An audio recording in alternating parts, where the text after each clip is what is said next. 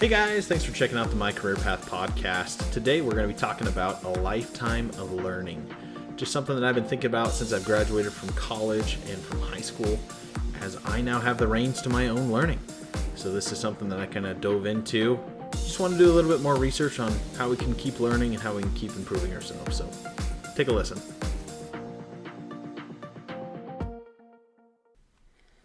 All right, guys, let's just jump into this. So this is a topic that I was thinking about a couple months back of just how different learning is nowadays. Especially now that I've graduated from college, I don't have a syllabus anymore. I'm in charge of my learning.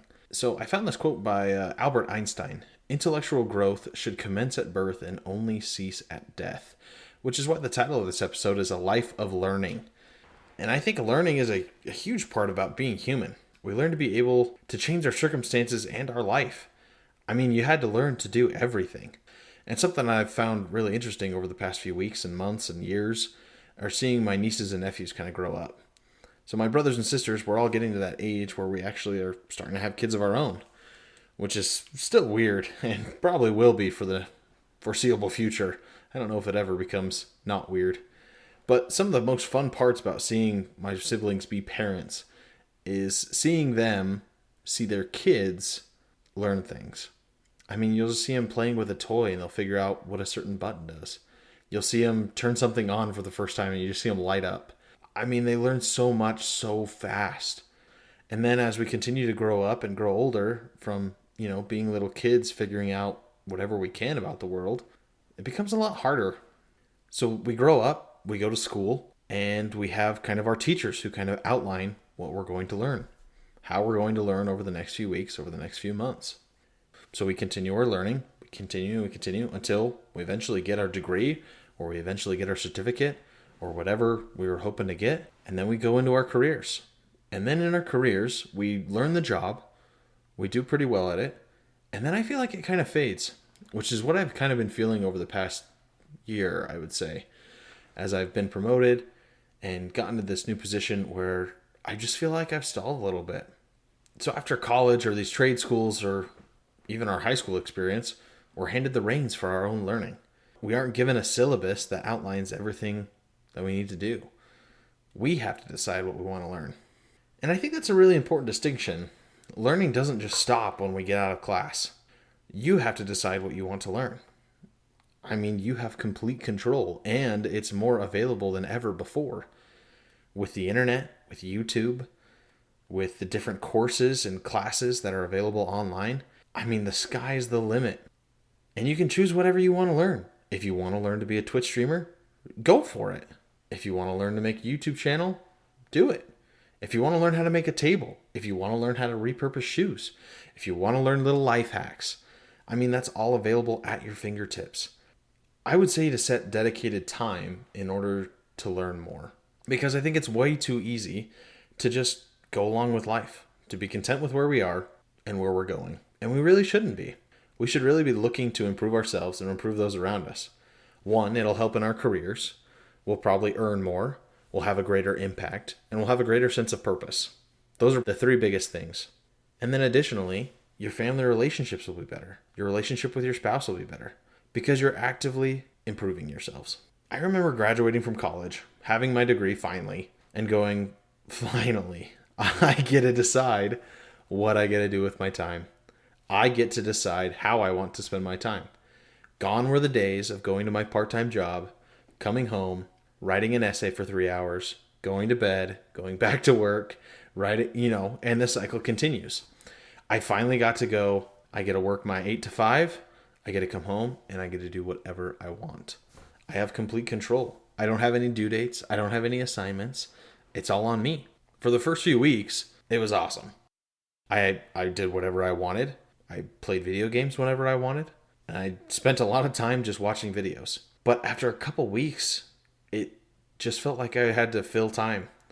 It was like I was at work, excited to be done with work, to go home.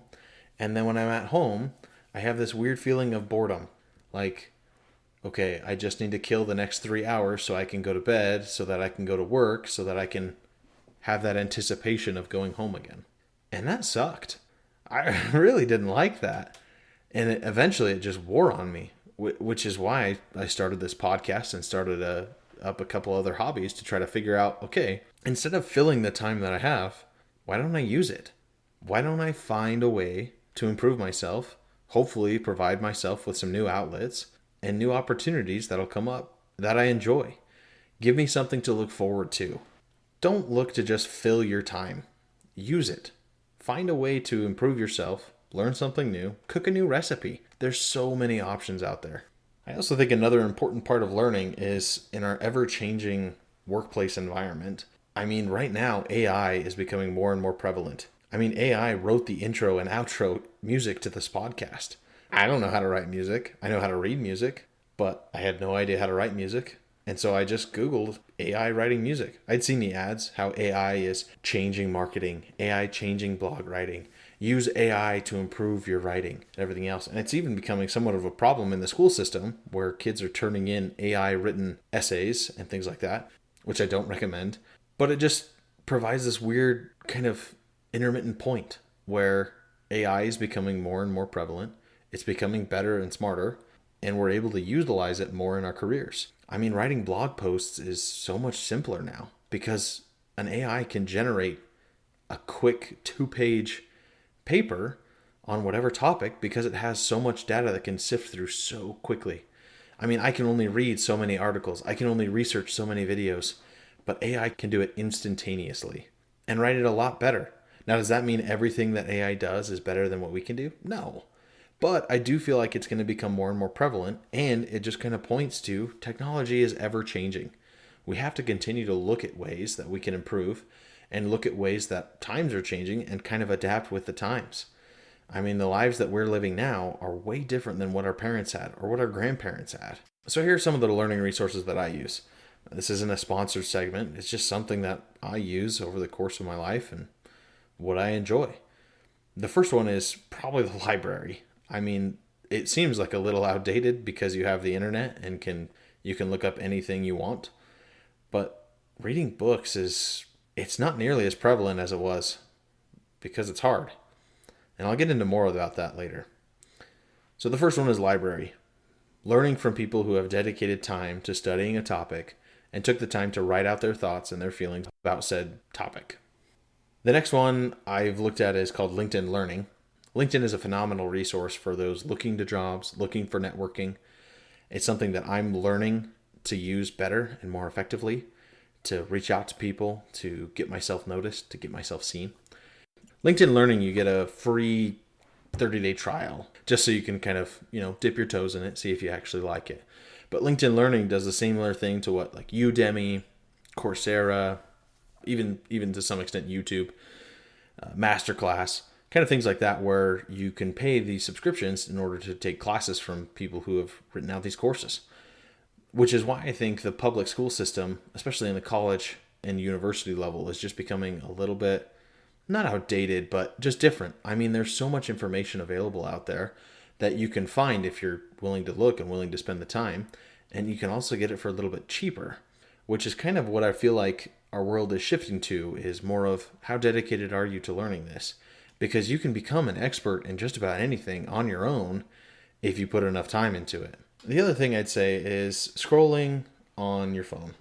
I think that's something that's become super prevalent, and I find myself doing on nearly a daily basis. Is you get on Instagram or get on TikTok or YouTube Shorts or whatever, and it's just the never-ending scroll. And you just keep going and going, and you're mildly entertained every once in a while, every now and then. But then it just feels like you've wasted, and again, you're just filling time instead of actually putting time into learning something. And I think especially now with everyone and their attention span getting shorter and shorter, I mean, I've talked with some teachers who say they can't even keep their class's attention for more than 10 minutes at a time, which is really sad for our day and age. I mean, there's so much information out there that it's easier to just take it in at 30-second intervals that isn't important and then move on. So stop the never-ending scroll. Udemy is one that I've actually been using to learn more about podcasting, more about running my own website, more about SEO and figuring out exactly what microphone and techniques and things that I need to learn. So I found a class on Udemy or Udemy. I'm not actually sure how to pronounce it. But I found a course from Peter Baker, and he did a voiceover masterclass and a podcasting for beginners kind of a class, which was, I think it was 4.5 hours of just little videos that he talked about, things that he uses, things that he recommends. And that was kind of my jumping off point. I used that class, which was a phenomenal class. I used that class to jump off and start into this process. And now I'm recording episodes. Now I'm writing blogs. Now I have a website that I'm running. Now, I know a lot of this isn't generating a whole lot of traffic. I know there's a lot that I can learn and improve on. But you have to start somewhere, which is kind of the whole point of the podcast that I wanted to start, especially with any of the interviews that I have. I want to know where people start and where they end. Typically, that comes from learning over time. You're not going to be an expert in 20 minutes. You're not going to be an expert in 2 years. It's going to take a lot longer and a lot of dedication in order to get to where you want to be. It's not as simple as just having a piece of paper or getting a certificate and jumping into the dream job. It takes more effort than that. Learning takes an effort. Which is why over the past year, I was trying to find some kind of an outlet to really put myself into. I was bored. I felt like I was going nowhere. And I wasn't learning. I wasn't progressing. Like in the goals episodes that I was talking about, I wasn't comparing myself to anything because I didn't have any goals. My goal was just to make more money, have a good life, and that was it. But now I have a little bit more direction. I have a little bit more focus. The other thing I think is really cool about learning is just how fast you progress at the start. You go from knowing nothing to at least some things really, really fast. Now, granted, there's the 10,000 hour principle. In order to become an expert in anything, you need to spend 10,000 hours, which may or may not be the case. I think you can get there a little bit quicker, but it really depends on who you are and what your dedication level is. But you progress so fast at the start, which is really fulfilling in a way. It really lets you go and feel like you're accomplishing and achieving something. You really see the progress that you start to make. So if you're feeling stuck, if you're not sure what to do, pick something up and start learning. It can be whatever you want.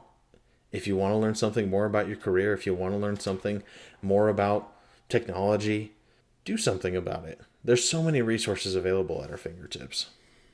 So I want to kind of go back to the importance of reading because I think it's something that really has kind of fallen by the wayside with the age of the smartphone, I guess I'll call it.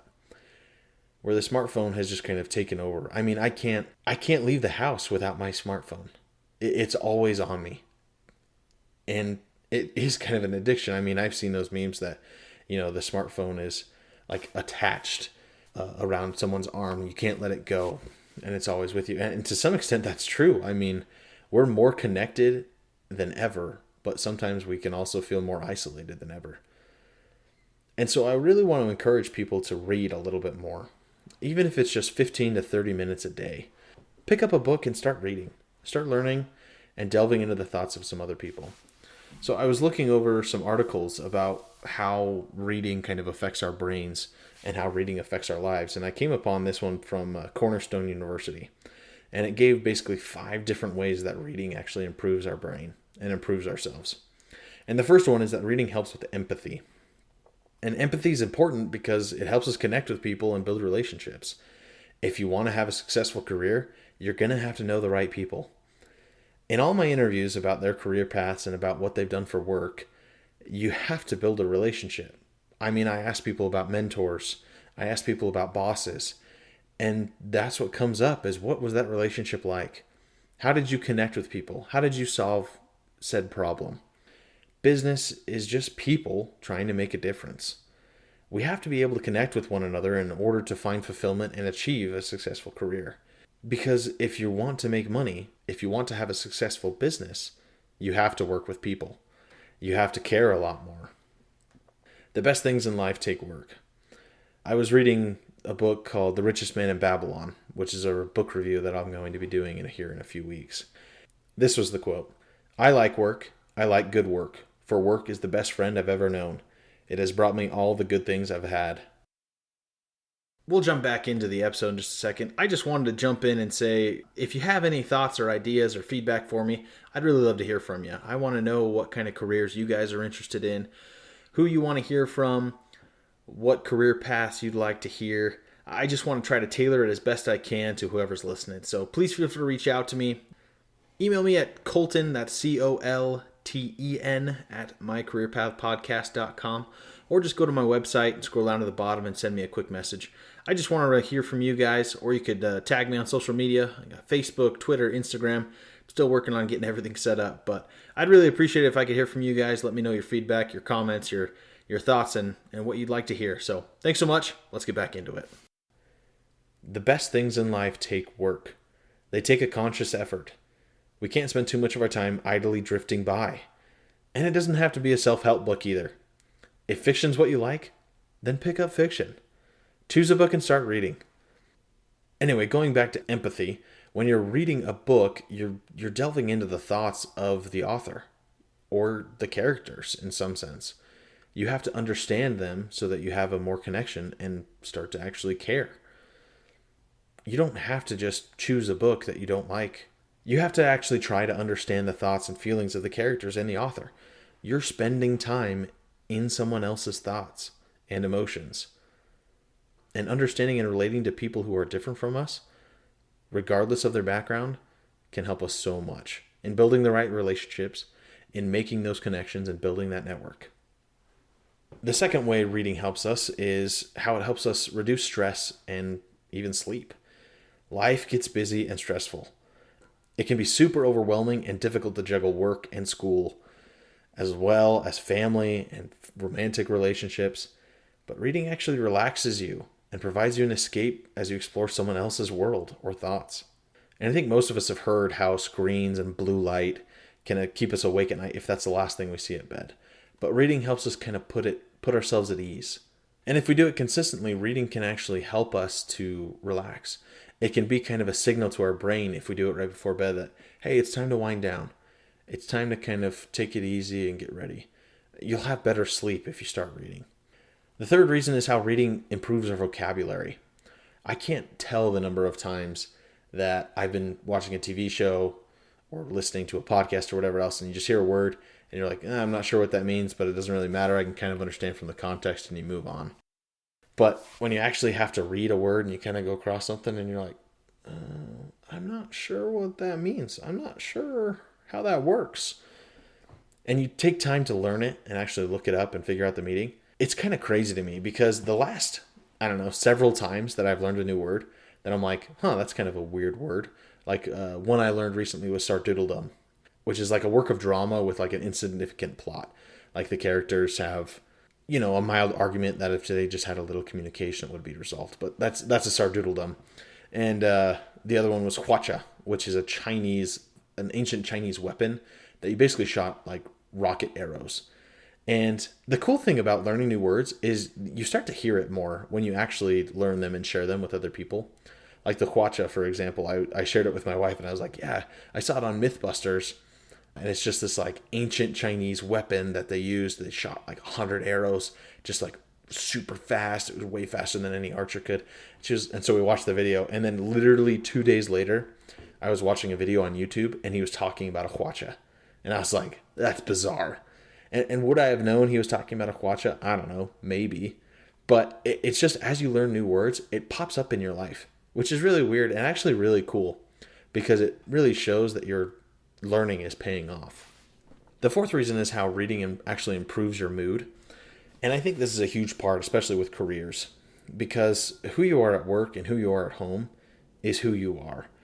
I think sometimes we think there's like this weird disconnect with who I am at work and who I am at home is just this different person. They should be similar. And obviously there are business relationships and personal relationships. Sometimes our mood just takes over. And so as you kind of learn to understand and think about other people's thoughts as you're reading, as you kind of take yourself out and relax, it'll improve your mood. It'll improve your tone. It'll improve just how you act around other people. You'll be more friendly, more amicable. And then reading also helps us explore what other people have gone through. I think there's a huge movement right now for kind of this victimhood status. Well, no one understands me. No one understands what I'm going through. And while that may be true, no one understands and has gone through exactly what you have done or what you're going through. There are people who can relate pretty closely and can help you out. There are people who understand on a general term and can help get through a circumstance. The last thing is how reading actually strengthens the brain, which while you're reading and kind of going over new words, it's more of an active learning part as opposed to like watching a video, which is becoming more and more prevalent, is kind of visual learning. Reading kind of lights up a different part in your brain and helps you remember things, because you have to remember what certain characters are talking about, what they're going through, who is who, what they're doing, what their motives are. Even in a self-help book, when they're telling through stories and things like that, you have to kind of build this character around the author in order to better understand who they are and what they're going through. So it kind of puts you through this kind of mental exercise of, okay, let's train our memory a little bit, as opposed to just going through the motions. So that kind of leaves me at the challenge for this episode. I want to challenge you all to pick up a book and read for 15 to 30 minutes every day. Now, it doesn't matter what book you're reading. I would just say pick it up and read. If you've read it before, fantastic. Read it again. If you want to learn something new, great. Even better, go to your local library, pick up a book. And I just want to know how that changes your life. So over the next 30 days, read for 30 minutes a day and make note of what changes are happening. I promise you'll have a different experience. I promise those 5 things will happen. You'll have better empathy towards everybody else. You'll have better mood. You'll have less stress, better sleep. You'll learn more words, and you'll ultimately just improve yourself more than you thought you could. And that final point, reading strengthens your brain. You'll just be able to do more, remember more, and feel more confident. And I know that's what's happened in my life as I've read more and really tried to dive into a topic, learn more about it. I felt it especially with this show and with this podcast and trying to help other people out. So pick up a book and start reading. I promise it'll make a difference. So anyway, that's the episode, you guys. I hope you enjoyed. Let me know what books you guys are planning on reading, or if you're reading one right now, let me know what you guys are reading. I want to hear it down below, or send it to me on Facebook, Twitter, Instagram. I hope you guys have a great rest of your day. See ya.